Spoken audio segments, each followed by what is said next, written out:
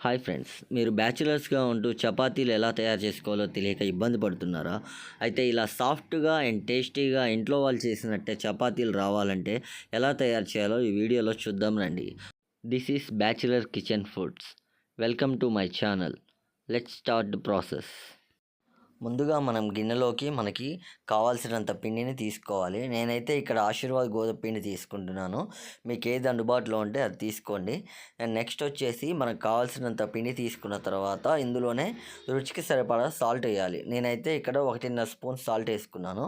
ఈ సాల్ట్ వేసుకున్న తర్వాత ఈ ఒకసారి మనం చేయి పెట్టి ఆ సాల్ట్ని పిండిని కొంచెం కలిసేలాగా అలా మిక్స్ చేయాలి. లైట్గా మిక్స్ చేసిన తర్వాత ఇందులో కొద్దిగా వాటర్ని యాడ్ చేస్తూ మన పిండి ఒకేసారి జోరుగా కాకుండా అండ్ గట్టిగా ఉండకుండా లైట్గా వాటర్ వేస్తూ చేతి వేళ్ళతోనే తిప్పుతూ కాసేపు అలా తిప్పాలి. వాటర్ని ఇలా కొద్దిగా వేసుకున్న తర్వాత మనం పిండిని గట్టిగా నొక్కుతూ ఉండాలి. ఇలా వీడియోలో చూపిస్తున్నట్టుగా గట్టిగా నొక్కుతూ ఉండాలి. పిండిని గట్టిగా నొక్కిన తర్వాత పిండిని ఇలా పైనుంచి కిందకు ఇలా చిన్నగా ఇసురుతూ నొక్కాలి. అలా నొక్కినప్పుడు ఏమవుతుందంటే పిండి అనేది మంచిగా కలుస్తుంది. ఇలా మంచిగా మనకి కలిసింది అనిపించిన తర్వాత మనం ఇప్పుడు ఇందులో లైట్గా ఆయిల్ని యాడ్ చేసుకోవాలి. మనం ముందు పిండిలో ఆయిల్ వేస్తే అది పిండి అబ్జర్వ్ చేసుకోకుండా ఉంటుంది. అదే పిండి మొత్తం వాటర్తో మిక్స్ చేసిన తర్వాత ఇప్పుడు ఆయిల్ వేస్తే పిండి ఆయిల్ని అబ్జర్వ్ చేసుకొని సాఫ్ట్గా అవుతుంది. దానివల్ల చపాతీలు మంచి మెత్తగా వస్తాయి. ఇక్కడ వీడియోలో చూపించినట్టుగా ఆయిల్ పోసి పిండిని గట్టిగా నొక్కుతూ ఉండాలి.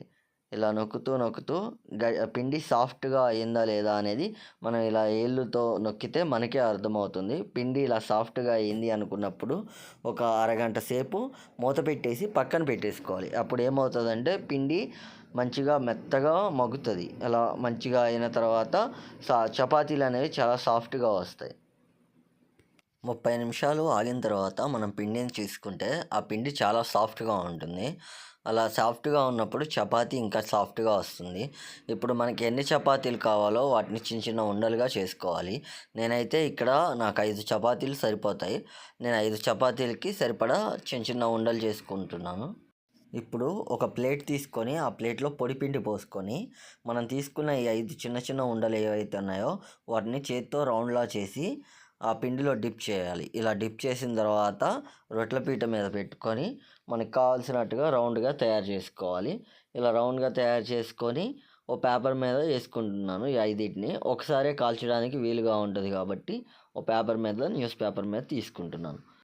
ఇలా మనకి ఎన్ని చపాతీలు అయితే కావాలో అన్ని చపాతీలని ఒకేసారి ఇలా చేసి పెట్టుకొని ఒకసారి కాల్చుకోవడానికి వీలుగా ఉంటుంది.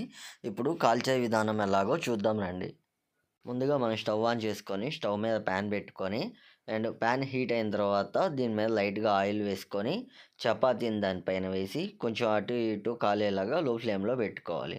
మనకి ఇక్కడ ఆయిల్ అనేది మన ఇష్టంతో కూడింది. మనం ఆయిల్ లేకుండా కూడా కాల్చుకోవాలన్నా డైరెక్ట్ ప్యాన్ హీట్ అయ్యాక ప్యాన్ మీద వేసేయచ్చు. నేను ఇక్కడ లైట్గా ఆయిల్ వేసుకొని దాన్ని కాల్చుకుంటున్నాను. చూడండి మనకి చపాతీలు ఏ విధంగా వచ్చాయో ఇక్కడ కనిపిస్తున్నాయి. ఇదే విధంగా సాఫ్ట్గా అండ్ టేస్టీగా చపాతీలు మనకు కూడా రావాలంటే నేను చెప్పినట్టుగా ఇలా ట్రై చేయండి. అచ్చం మన ఇంట్లో అమ్మ వాళ్ళు చేసినట్టే ఉంటాయి. అండ్ మీకు ఈ వీడియో నచ్చినట్లయితే please like and subscribe. And thank you so much for watching this video.